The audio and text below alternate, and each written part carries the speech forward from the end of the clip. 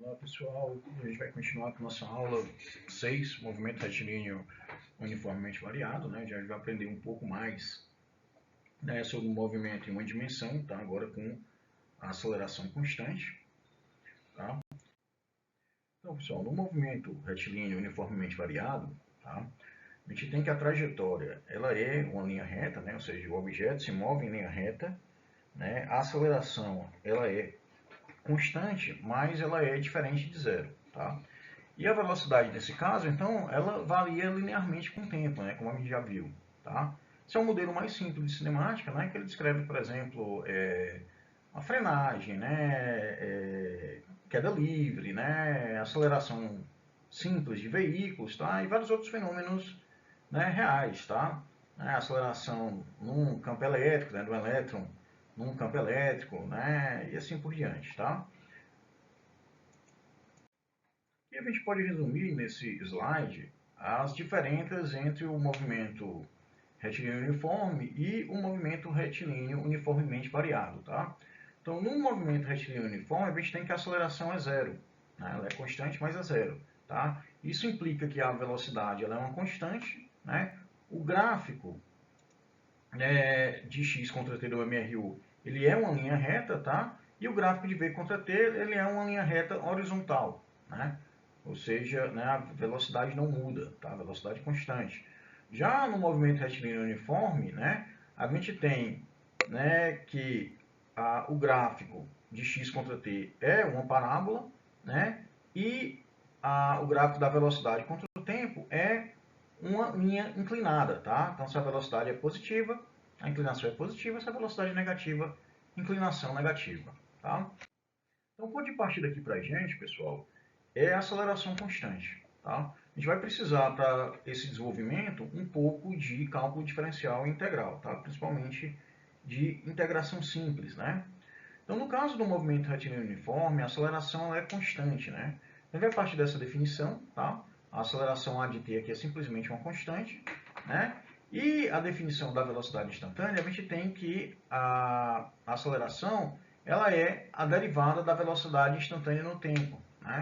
Então, a gente pode aqui usar, né, o truque do Leibniz e separar, né, a dv com dt, né, de tal forma que a gente pode escrever que dv é igual a dt e integrar dos dois lados. Né?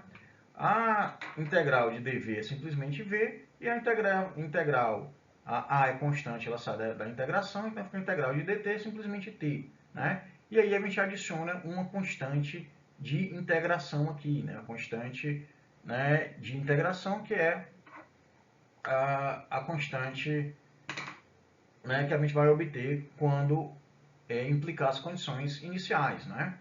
Então, a condição inicial aqui, C1, né, implica que no tempo, né, t0, a velocidade inicial vai ser um determinado valor v0 que vai ser conhecido. Né? Então, se t0 v é igual a v0, a gente tem que, aplicando na equação aqui, v de 0 vai ser a, que multiplica 0, que é 0, mais C1, né? Que isso aqui, como V de 0 é V0, então a gente tem que C1 obrigatoriamente é igual a V0, né? Ou mais simplesmente a gente tem que a velocidade vai ser a velocidade inicial mais a aceleração que multiplica o tempo. Tá? Então, já que a gente já tem que a velocidade é igual a velocidade inicial mais a aceleração que multiplica o tempo, a gente vai agora usar a definição da velocidade instantânea. Né? Então, a velocidade instantânea é a derivada da posição no tempo, né? Ou seja, a variação da posição no tempo. Tá? Que é, né, que a gente acabou de encontrar, V0 mais AT. Né? Então, passando dt para esse lado, né, e deixando dx desse lado, a gente tem que integral de dx vai ser a integral de v dt, mais v é v0 mais at, então vai ficar integral de v0 mais at, que multiplica dt. Né? E aí a gente pode integrar, então, facilmente usando aquelas regras que a gente já falou, né? A integração né, de polinômio, tá? A gente tem, então, que a posição vai ser igual a velocidade que multiplica o tempo, mais um meio da aceleração que multiplica o tempo ao quadrado, mais uma constante C2 aqui, que é dada, né, da condição inicial para a posição. Né? Então, note que no tempo 0, a posição é igual a x0, que é a posição inicial. Né? Aplicando isso na equação, a gente vai encontrar que x0 vai ser igual a justamente o C2, e a gente chega na equação horária, né, que a gente buscava. Né? Ou seja, a posição vai ser igual à posição inicial, mais a velocidade que multiplica o tempo, mais o meio da aceleração que multiplica o tempo ao quadrado. Tá? Às vezes, né, a gente não conhece o tempo, tá? Ou às vezes a gente não está interessado no tempo e a gente precisa relacionar a velocidade e a posição diretamente, né? Então a gente pode, né, partir, né, da equação para a velocidade e isolar o tempo aqui, né? Ou seja, a velocidade é a velocidade inicial mais a aceleração que multiplica o tempo, a gente pode escrever o tempo como sendo V menos V0 sobre A, né? E substituir na equação para a posição, né? Então, substituindo na equação para a posição esse tempo aqui, ele vai ficar aqui x menos x0, tá? Que é o deslocamento, vai ser V0, que multiplica T, mais T é isso daqui, V menos V0 sobre A, tá aqui em azul, tá? Mais o meio de A, que multiplica T ao quadrado, ou seja, o meio de A, que multiplica isso daqui, que é T ao quadrado, né? Então, vai ficar V0 menos V0 ao quadrado sobre A, mais um meio de A, que multiplica, né, V ao quadrado menos duas vezes V0, mais V0 ao quadrado. Né? Substituindo isso, a gente vai ficar, né, que x menos x0, que é o deslocamento, é igual a V ao quadrado menos V0 ao quadrado sobre 2A. Né? Então, após assim, um pouco de álgebra, né, multiplicando 2A dos dois lados, a gente vai encontrar, né, que V ao quadrado é igual a V0 ao quadrado mais duas vezes a aceleração que multiplica, né, o deslocamento. Né? Essa é conhecida como a equação de Torricelli, né? Tá? Que não envolve o tempo, né? E ela facilita muito as contas quando a gente, né, não quer envolver o tempo aí, ou quando não conhece o tempo. Tá? Então, as três equações do movimento retilíneo uniformemente variado são essas, né? A equação para a posição, a equação para a velocidade em função do tempo e a equação, né, de Torricelli, que relaciona a velocidade com o deslocamento diretamente. Né? As grandezas envolvidas aqui, né, são a posição, né, a posição inicial, a velocidade inicial, a aceleração e o tempo. Né? Então, cada equação dessa relaciona 4 dessas 6 grandezas. Né? E aí, de tal forma que para resolver qualquer problema no movimento retilíneo uniformemente variado, né, a primeira coisa que você tem que fazer é identificar as grandezas conhecidas, né, e identificar o que é que o teu problema está pedindo. Né, e depois escolher a equação mais conveniente, né, que contém essas grandezas que você precisa ou que reduz a quantidade, né, de equações para resolver o problema. Né. O gráfico da velocidade contra o tempo, né, no movimento retilíneo uniformemente variado, né, é dado pela equação, né, da velocidade, que é uma função linear, ou seja, é uma reta. Né? Ou seja, V igual a V0 mais AT, isso dá uma reta para a gente, onde, né, o V0 é justamente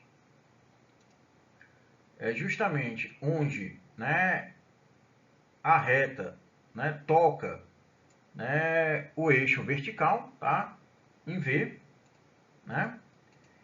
E se a aceleração é maior do que zero, né, essa reta é uma reta crescente, ou seja, uma reta com inclinação positiva. Se a aceleração é menor do que zero, essa é uma reta com inclinação negativa, tá? Inclinação decrescente, ou seja, o objeto está desacelerando ou acelerando negativamente. Tá? A área sobre a curva, a gente já discutiu isso na aula passada, tá? A área sobre a curva, ela é, né, o deslocamento da partícula, tá? Então, a área sobre essa curva entre, né, o instante de tempo t inicial e o instante de tempo t final, tá? É a área desse trapézio, né, a área desse trapézio aqui, tá? E a área do trapézio é um meio, né, da base maior vezes mais a base menor, que multiplica a altura. Tá? Então, nesse caso aqui, vai ser um meio de, né, VI mais VF, que multiplica a altura, ou seja, a média das velocidades que multiplica, né, o intervalo de tempo. Tá? Já o gráfico da posição contra o tempo, tá? A equação que a gente tem é uma equação do segundo grau, tá? E o gráfico correspondente é uma parábola, tá? Se a aceleração ela for positiva, tá? O objeto está acelerando, né? Você tem que a parábola ela é côncava para cima, né? Ou seja, o objeto está acelerando, né? Se a aceleração for negativa, tá? Ou seja, menor do que zero, a gente tem que a parábola ter uma concavidade para baixo, tá? Ou seja, o objeto está desacelerando, né? Tá? E o vértice da parábola, tá? No ponto, né, mais alto nesse caso, no ponto mais baixo nesse caso, tá? Você tem que a velocidade é zero nesse instante de tempo. Aqui vale um ponto a gente esclarecer, tá? Quando a aceleração é positiva e quando a aceleração é negativa, tá? Então, o sinal da aceleração, ele não indica sozinho se o objeto está ganhando ou perdendo rapidez ou velocidade, tá? O que importa aqui é a relação entre os sinais, né, da velocidade e da aceleração, né? Então, por exemplo, se a velocidade ela é positiva e a aceleração é positiva, significa dizer que o objeto está acelerando no sentido positivo. Já se a velocidade é positiva, mas a aceleração é negativa, significa dizer que o objeto está parando, ele está desacelerando, tá? Se a velocidade é negativa e a aceleração é negativa, quer dizer que ele está acelerando no sentido negativo, né? E se o objeto tem velocidade negativa e a aceleração é positiva, significa novamente que ele está desacelerando, tá certo? Então, mesmos sinais quer dizer que o objeto ele ganha rapidez, sinais opostos quer dizer que ele perde rapidez, tá? E o instante em que a velocidade é igual a zero é o ponto de inversão do movimento, onde o objeto ele vai desacelerando, para, e aí depois ele começa a acelerar novamente no sentido contrário, tá? Então vamos fazer um exemplo aqui para ficar um pouco menos abstrato, tá?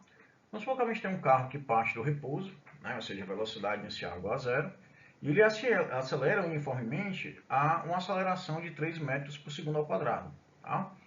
E aí a gente pergunta aí na questão qual é a velocidade após, né, o tempo t igual a 6 segundos, né? E aí a gente pode obter diretamente aqui, né? Porque a velocidade é a velocidade inicial mais a aceleração que multiplica o tempo, então você tem, né, que a velocidade inicial é zero, né? Que é dado aqui na questão, então zero, mais a aceleração, que é 3 metros por segundo ao quadrado, que multiplica o tempo, que é 6 segundos, né? Então você tem 0 mais 3 vezes 6, que vai dar 18 metros por segundo, tá? Eles perguntaram qual o deslocamento nesse intervalo, né? Então você tem que o deslocamento nesse intervalo, que é x menos x0, vai ser v0t mais 1 meio de at ao quadrado, né? Então, mais uma vez, substituindo aqui os valores, v0 é 0, né? T é 6 segundos, né? E a é 3 metros por segundo ao quadrado. Substituindo aqui vai ficar 1 meio de 3, que multiplica 6 ao quadrado, né? Ou seja, 1 meio de 3 vezes 1 meio de 3 vezes 36, né? Que dá 54 metros, né? E a gente podia ter feito isso com a equação de Torricelli, né? Tá? Então, pegar aqui que a velocidade, né? A velocidade ao quadrado vai ser a velocidade inicial ao quadrado, que é zero, tá? Mais 2 vezes a aceleração que multiplica o deslocamento, né? Substituindo o deslocamento que a gente encontrou aqui, vai dar 2 vezes 3 vezes 54, vai dar 324. A gente tirar a raiz disso, vai dar 18 metros por segundo, foi o que a gente encontrou na letra A, tá? Bem simples, né? Vou fazer outro exemplo aqui, né? Vamos supor que tem um carro que ele está a uma velocidade de 108 km por hora, tá? Que isso é 30 metros por segundo, e ele freia com aceleração de menos 6 metros por segundo ao quadrado, né? E a gente quer saber em quanto tempo ele para completamente, né? Então basta a gente substituir na equação para a velocidade. Então, mais uma vez, velocidade igual a velocidade inicial mais a aceleração que multiplica o tempo, né? A velocidade final aqui, já que ele vai parar, é zero, né? Então, zero vai ser igual a 30, né? Que é a velocidade em metros por segundo, tá? Mais, né, a aceleração, que é menos 6, que multiplica o tempo, né? Que é o que a gente quer encontrar. Então, a gente vai ficar aqui 30 menos 6t, né? Isolando o t, vai ficar 30 dividido por 6, vai dar 5 segundos, né? E aí quer saber a distância, né, de frenagem, né? Aí mais uma vez a gente vai utilizar, né, deslocamento é igual à velocidade inicial que multiplica o tempo mais o meio da aceleração que multiplica o tempo ao quadrado, né? Então a gente tem que a velocidade inicial 30, que multiplica o tempo que a gente acabou de encontrar, que é 5 segundos, mais 1 meio de menos 6, que multiplica 5 segundos ao quadrado, que é 25. Isso vai dar para a gente 75 metros, verificando com a equação de Torricelli, né? A gente tem que v ao quadrado vai ser v0 ao quadrado mais 2 vezes a aceleração que multiplica o deslocamento, velocidade final é zero, né? Então v ao quadrado é zero, vai dar v0 ao quadrado, que é 30 ao quadrado, vai dar 900, mais 2 vezes que multiplica menos 6, que multiplica o deslocamento, que é o que a gente quer encontrar. Né? Então vai ficar 900 menos 12, né? Que multiplica ΔX. Então ΔX vai ser 900 dividido por 12, e vai dar 75 metros, que é o que a gente encontrou aqui na letra B. Tá? E por fim, a gente tem aqui um problema de inversão de movimento, tá? Então tem um objeto que ele parte, né, de x0 igual a zero, com velocidade de 12 metros por segundo, e ele sofre uma aceleração negativa aqui de 4 metros por segundo ao quadrado, né? A gente quer saber quando o objeto para, né? Então, mais uma vez, a gente vai fazer que a velocidade, né, final é zero, vai ser igual à velocidade inicial mais a aceleração que multiplica o tempo, né? Então vai ser 12 menos 4, que é a aceleração que multiplica o tempo, isso implica que esse tempo em que ele para é 3 segundos, né? Quer saber qual foi a posição atingida, né, em x igual a 3 segundos, em 3 segundos, né, quando o tempo é 3 segundos, né, considerando que a posição inicial é zero, tá? Então a gente vai ter que a posição vai ser a posição inicial, mais a velocidade inicial que multiplica o tempo, mais 1 meio da aceleração que multiplica o tempo ao quadrado, tá? E aí, resolvendo a álgebra simples aqui, vai dar para a gente 36 menos 18, que vai dar para a gente 18 metros, né? Tá? E aí ele quer saber onde vai estar o objeto em t igual a 6 segundos, né? E aí a gente vai colocar novamente na equação para a posição, né? Em x de 6 segundos, a gente tem que a posição inicial continua sendo zero, né? A velocidade inicial é 12, que multiplica agora o tempo, que é 6 segundos, menos 1 meio de... mais 1 meio que multiplica a aceleração, que é menos 4, que multiplica agora 6 ao quadrado, que é 36. Né? E aí o objeto vai estar justamente na posição zero, né? Ou seja, o objeto voltou à origem, embora aqui a gente saiba que o deslocamento foi zero, né? A gente sabe que ele saiu de zero, aí em 3 segundos ele foi para 18 metros, e aí depois ele voltou desses 18 metros para a posição zero novamente. Tá? Embora o deslocamento seja zero, a distância percorrida dele foi 18 para ir, mais 18 para voltar. Tá? Então deu 36 metros. Tá? Só para a gente lembrar de não confundir deslocamento com distância percorrida. Tá, pessoal? A gente vai parar por aqui. Tá? Na próxima aula a gente vai falar um pouquinho de gráfico. Né? Então, um abraço.